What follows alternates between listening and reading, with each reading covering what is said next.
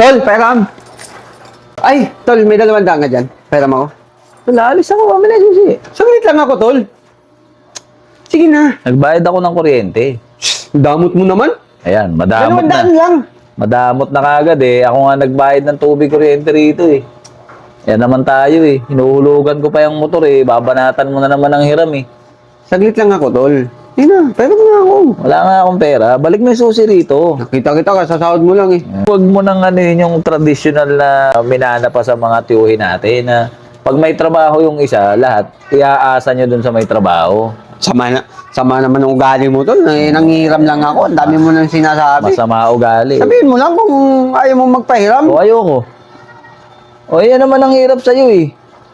Grabe ka naman. Pati anak mo, ako nagbabayad ng tuition eh. Hindi ka naman nagbabayad, puro ka utang. Di ba, sige, magkakaroon din ako ng trabaho. Babayaran kita. Kala mo Kailan naman. pa?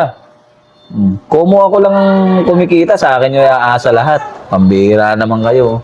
Ikaw ang katuwang na lalaki dito, wala kang maitulong. Buburaot ka pa. Ano ka ba naman, tol?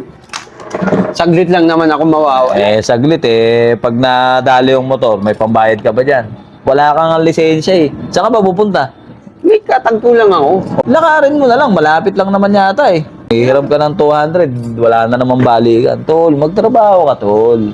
Hindi yung kumo ako lang ang kumikita rito, eh, inaasa nyo na sa akin lahat. Tol, naghahanap naman ako ng trabaho. Sadyang wala lang. Pati si ate, sa akin din lumalapit. Pag ano ba yan? Ang tiningin nyo sa akin, bangko? Inuulugan ko pa yung motor, babanatan mo ng hiram. Pambira ka naman, tol, oh. Tumulong ka lang ng konti, akala mo naman. Tumulong ng konti.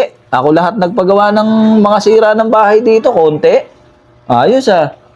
Nung nanganak ang asawa mo, oh, hindi mo pa nga nababayaran halos lahat eh. Puro kahulog eh. Hindi naman ako Bombay para hulug-hulugan mo. Hindi na nga ako nagsasalita, tol eh. Grabe ka naman, kapatid mo, sisingilin mo. Tingin mo ba kung wala ka, manghihingi ako sa'yo? Hindi. Oh, yun na nga Siyempre. eh. Kasi alam mong meron ako.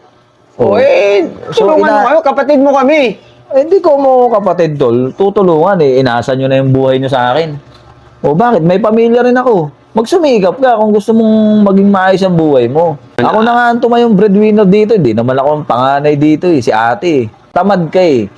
Kaya ka ganyan. Asa? Ayun yung motor mo. Dami-dami mong sinabi, nangihiram lang ako sa'yo ng motor. Nanunumbat ka lang ng tulong mo ah. Hindi kita Saglit ka lang sinusumbatan, tol. tumulong. Kala mo naman. Saglit?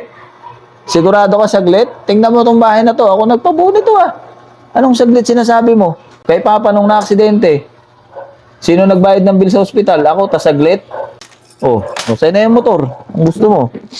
Sige, sa'yo na yan, tol. Walang problema.